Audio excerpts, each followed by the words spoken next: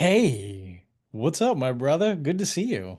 Hello, Tom, my friend. Good to see you. Welcome back to the Therapy Unzipped podcast, where we talk about some real shit. So today we decided we're going to talk about some couples, since we have seen couples in our practices over the years, and there's some strained relationships that we've been dealing with lately, and for as long as we've been seeing couples. So let's get into talking about some couples. Couples schmupples. Dun dun dun dun. Whoop. I have a story that I think is interesting. Everyone else could think it's boring, but so when I was a fresh little social worker, wow, 30 something years ago, 25 years ago, I was doing a practicum and I was just getting clinically supervised to become independently licensed. And I was my clinical supervisor. I sat down for supervision, and this guy said, "Tell me about the case you don't want to talk about." Mhm. Great question, right? Um, so I told him about a couple that I was assigned because they assigned you cases. So I was assigned this couple, and I was just struggling. I was young. I was like what 25 or something. I didn't know Yeah. anything about anything, and I'm trying to help this married couple, right? I don't know what the hell I'm doing, and so we talked through it and he gave me some great suggestions and it was okay. The next week rolls around and they do case assignments. Every case he assigned me was couples. I was Yeah. so flippin' angry because I wasn't comfortable with it. I wasn't good Yeah. at it. And he gave me all couples. And I learned some lessons. First, I learned how to work with couples, Uh-huh. which was good, and that's what I needed to do. The second thing I learned is you never tell the truth to somebody in charge. Yeah, yeah. Uh-huh. But did you get better at working with couples? I did get better at working with couples. It's not my favorite at all. Yeah. And I still don't do a lot of it, Hmm. but I do enough of it that I keep my skills going with Yeah. it for sure. Well, we are already at a disadvantage when a couple comes in for therapy. And the reason I say that is because there is so much shit that has already happened over years, just mountains piled one on top of the next. And by the time they get to us, not that it's too far gone, but there's a lot of work to be done to unravel and peel the layers of the onion back to get to the root issues and problems. And couples sometimes or are not necessarily equipped nor motivated at this point to do the required amount of work that it's going to take to fix the relationship. There's already poor communication, mistrust, lack of respect for one another, and they're throwing daggers at one another. They don't feel validated. They don't feel heard by their partner. They don't feel appreciated. And when they come to us, I hate to say this, but I've worked with enough couples over the years, and you probably would agree that one of the, especially the one who is prompting therapy, has already decided in their mind, whether it's consciously or unconsciously, that they want to split up, get a divorce, move separate ways, go in a different direction. Whether they know it or they don't know it yet, they've already come to that realization on some level. And so they're utilizing the therapeutic process to highlight and show that, look, this is not going to flip and work out. So, Yeah, already at unfortunately, you're right. A lot of times people use couples counseling as their last ditch effort. Like that's the last thing on their checkbox they have to do before they go consult a divorce attorney. yeah, Um, and at that point, it is almost too late. Someone's already made the decision. They're yeah, just checking the boxes. So, and it's sad because you look at some of these couples and you say, man, if you were here like a year or two ago, we could have right, salvaged this whole thing. So right, so the message in that is don't wait until it's so bad. If you're having some initial, and I encourage all couples to, no matter where you're at in your relationship, to at least do couples counseling once in a while, or at least once in your relationship, maybe, 5, 10 years in or something.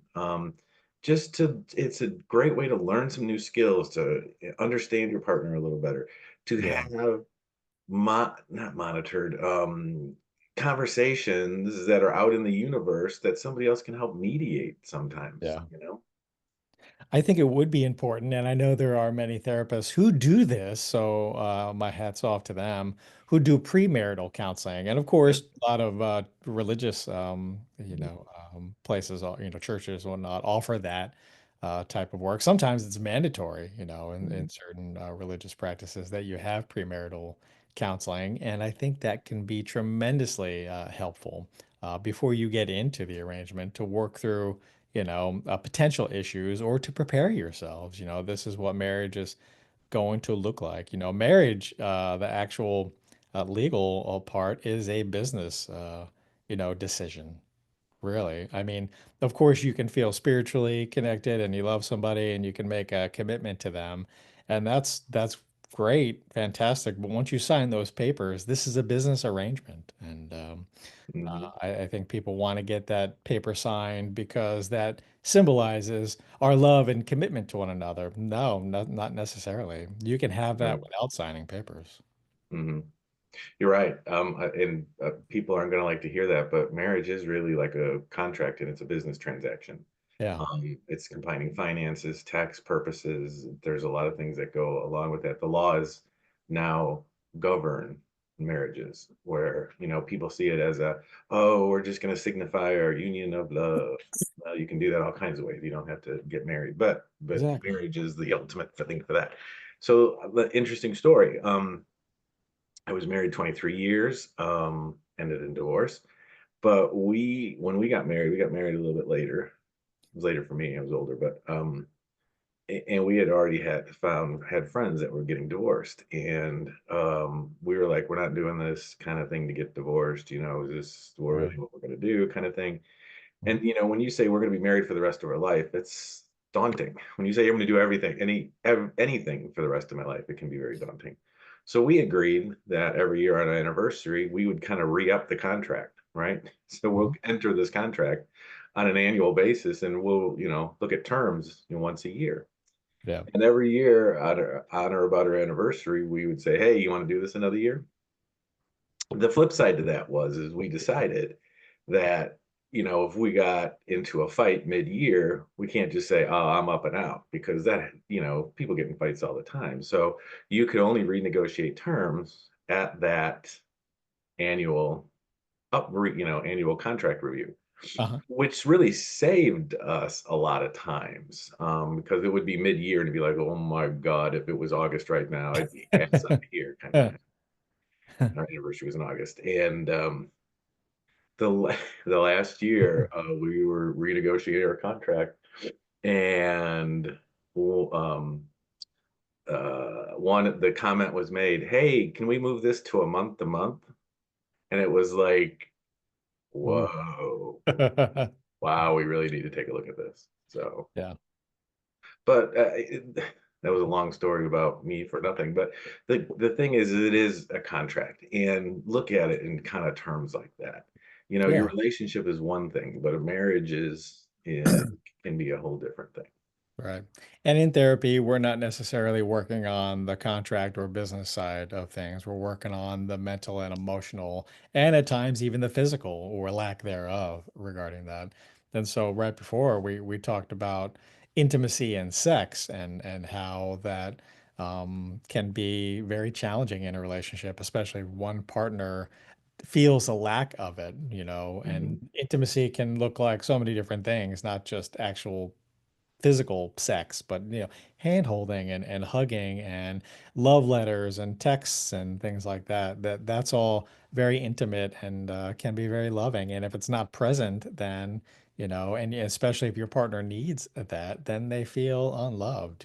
The big thing for I don't know the past 15 years has been the love languages thing, and I like that. I don't think it's everything.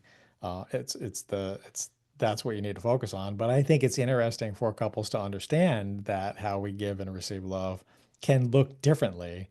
And if we're not doing those things that our partner deems as you're giving me love, then we need to be able to do those things.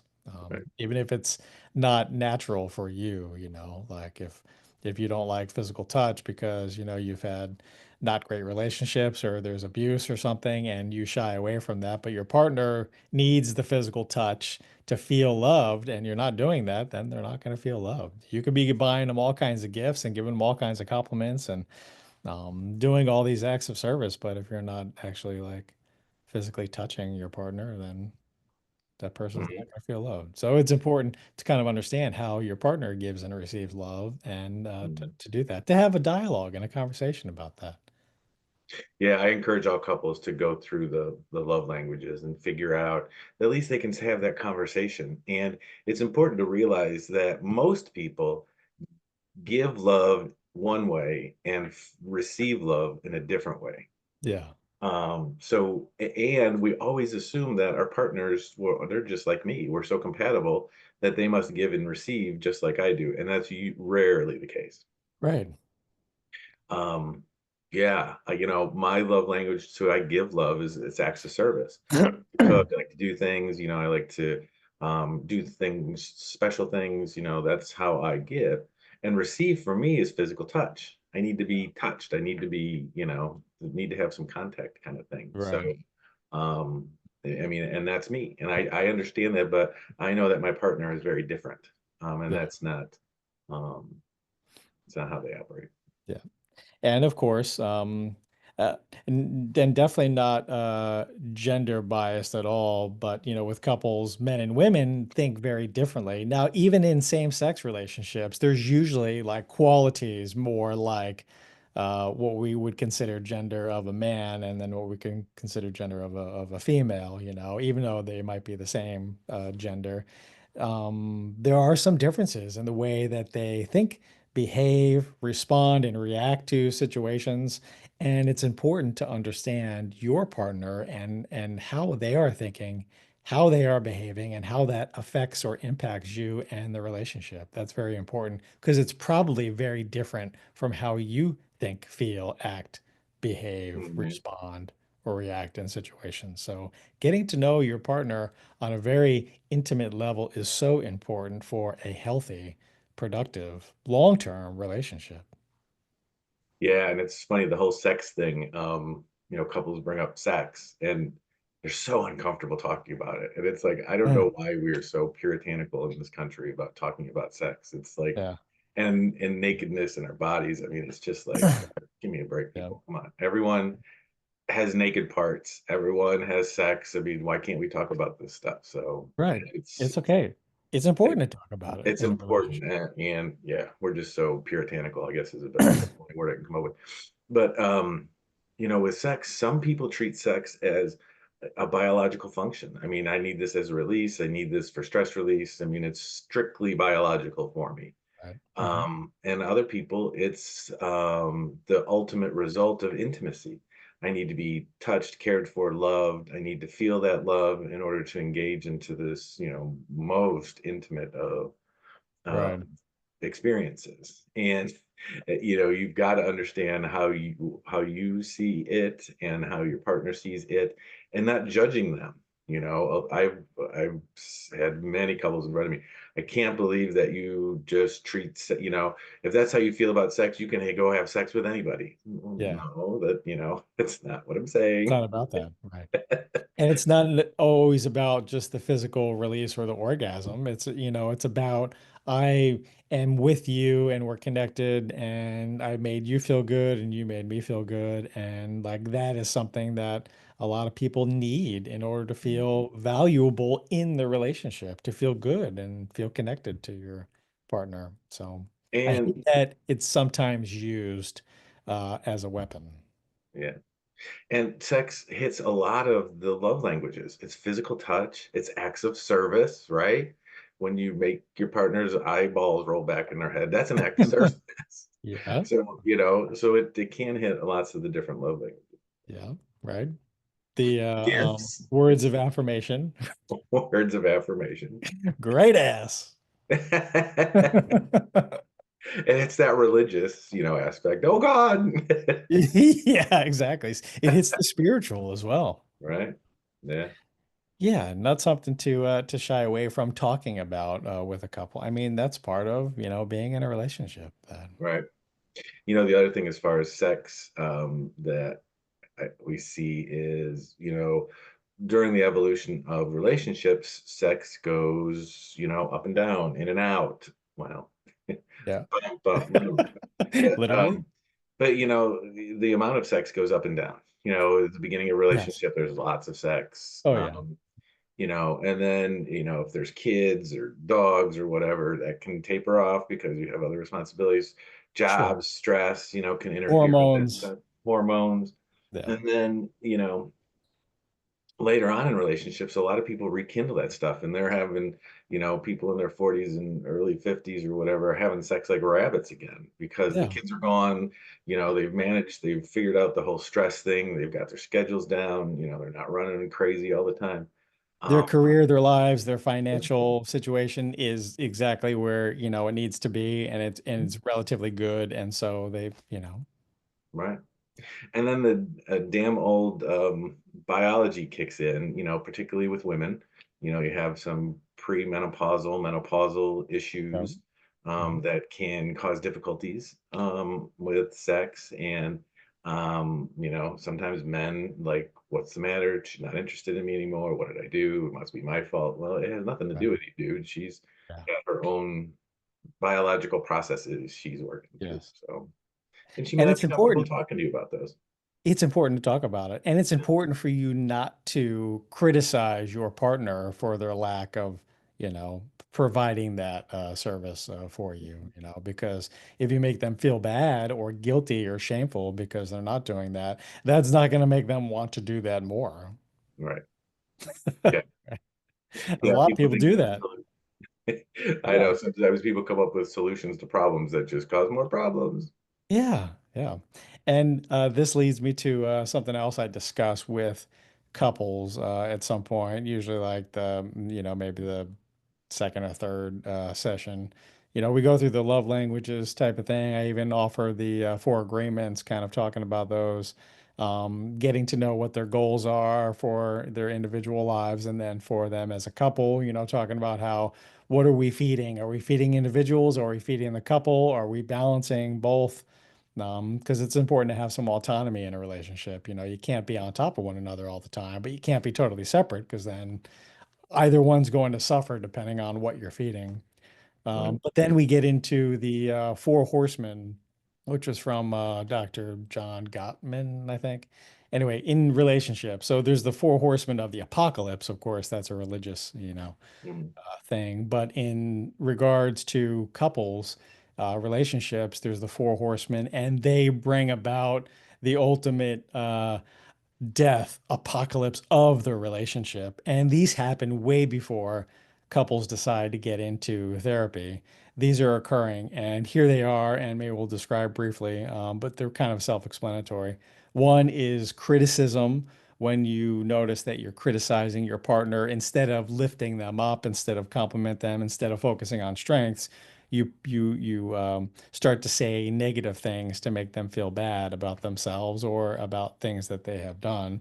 So criticism is one, defensiveness is the other one. If we are feeling criticized and our partner is complaining about us all the time, we start to get defensive and we start to maybe even point out where they're wrong and we start to criticize them and then they get defensive and then we don't communicate well. The third one is contempt, when we start to really feel like resentments and hatred and hostility towards our partner because, we're not communicating, we're not having sex, we're throwing daggers at one another, we're not talking. That starts to breed that negativity and resentment towards the other one, contempt for our partner. And then the fourth one is stonewalling, or that proverbial cold shoulder, which is I'm just not going to interact with you. In fact, I'm not going to be there for you to even, have an opportunity to yell at me or complain at me or criticize me. I'm just going to stay out late. I'm going to stay at work, or I'm going to go to the bar, or I'm going to go into the other room and detach myself from you, and then you never get to talk or problem solve or work through any of the issues. So Mhm. these are the four horsemen to watch out for because they're happening much sooner than you think they are, and they're leading to fucking catastrophe, apocalypse in the relationship itself. And these are the things we really need to work on. And this is where a lot of couples get bound up because even though they can assess and see that these things are happening, it takes a considered effort on their part, each one, to work through these and not engage in these four things. Right, for sure. I know I And said a whole lot of stuff. no, no. And I love you have a litmus test on your definition of a successful relationship. And you told me this years ago, and I've never forgotten it. And I apply this litmus test to couples that I work with for sure. And it's mutual respect, right? Yeah. You respect each other. Yeah. So mutual respect, trust. You've got to have Mhm. trust in your partner, right? Mutual respect, trust, and you lift each other up, right? You are better together than you are as individuals. You lift each other Yes. up. You make each other better than the Yeah. individual on their own. Yeah, those three things, they must be present. And if they're not, then those are the things we work on in the marriage or couples therapy. Mhm. Healthy couples who have long-term relationships, that, it's not that they don't have disputes or arguments or about things. It's not that life is all butterflies and rainbows, but they have this ability, constitution, to work through those issues because they trust each other, they respect each other, and they focus more on their strengths and lifting each other up and finding solutions to problems. And notice in there, I didn't say great sex or even love. Those can all be present in that relationship, and oftentimes they are, but that's a product of having those three things. Yeah, for sure. Yeah. No, absolutely well said. You know, the other thing that intimacy, sex, arguing, those all lead people into couples therapy. The other theme I see is stress, and particularly recently, a lot of financial stress. So when couples are having a lot of financial difficulties, they, instead of joining forces together to work together on overcoming um, their financial difficulties, they're pitting against each other. And you're the reason. And if you didn't do this, and if you didn't buy that, and if you didn't this, and if well, I would have just, and Right. She's so, charging too much on the cards. mhm. Yeah, This is absolutely. probably the number one reason, if I had to pick one, Mhm, why marriages break up and end up in divorce is for financial reasons. And you mhm, would think that it's probably like an infidelity or something, but no, couples can work through that. Not that that's all great or that's not going to be a triggering thing from time to time, possibly for the life of the relationship, but that can be worked through. But it's the financial hardship that couples struggle with a lot, and then they engage in those four mhm. negative things, those the four horsemen. Yeah. All right. And Ah, I've couples. encouraged couples to get together at least, once a month, if not more often, to have a business meeting for the marriage. What? A Mhm. business meeting? Yeah. Even get dressed up if you want. Put on your suit or your power suit or your whatever, you Right. know, um, business attire and sit at the table, turn all the devices off, turn the TV off, and have a business meeting and go over the finances together. Mhm, Oftentimes it's one partner who deals with the finances and the other doesn't know what the fuck is going on. So it mhm, would be important to sit down, no hiding of things. Let's work and as a team and be on the same, page. Even if there's one person that's the majority earner, like you can still share with your partner, this is what I'm doing, this is where the money is going, this is how I'm investing the money. Do you have any input on this? What would you like to see happen? Like that would be an important thing. Get together, have a business meeting once a month. right. And finances is the top of the agenda, but I would say have a set agenda. You talk about, the things that are important to you. Sex is important, Yeah. right? No matter how you view sex as a biological release or an ultimate result of intimacy, talking about that. Hey, it's been a kind of a dry month. What do we, how you feeling about that? Are you okay? Are we just Yeah. busy? Are we tired? Or is there a reason? That kind of thing. Mhm. And quality time. What are we doing? We said we were going to have a date night, we haven't Yeah. had it this month. What do we, let's put that on the books. What are we going to do for our date night? Yeah. Yep. Yeah. You have to feed the relationship itself. And Absolutely. are you feeding it? Right. Oftentimes, couples get into a routine, and routines are really good. We celebrate routines. We talk about them all the time, but Mhm. that can get boring. And if you're doing the routines where it's just, we give each other a kiss before we go to sleep and we say, I love you after we get off the phone, that's not enough to feed the relationship. Right. Yeah. We have to spend some time together. That quality Mhm. time is so important. What are we doing together? How are we feeding this? How are we nurturing this relationship? It could look like just 15, 20 minutes every day sitting across from one another or sitting next to each other and just talking about your day. That can be nurturing. That could be feeding the Mhm. relationship. Tell me the story of your day. I invite couples to do that a lot. Just tell me the story of your day. A story has a beginning, a middle, a conflict, and then an end, a resolution. So tell me the story of your day, because men are not so great because they're mostly about reporting information. I did these three things, and then that was it. That was my day.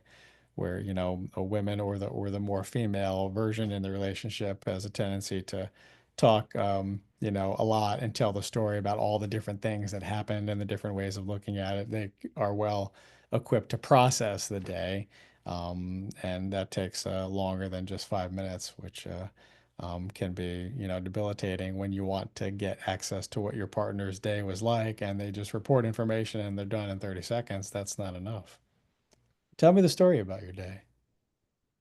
And the one trick I teach all couples, and it's successful with many of them, is, when your partner is telling you about a story, a problem, a concern, or something that happened, um, a lot of times one person wants to get in and fix it, right?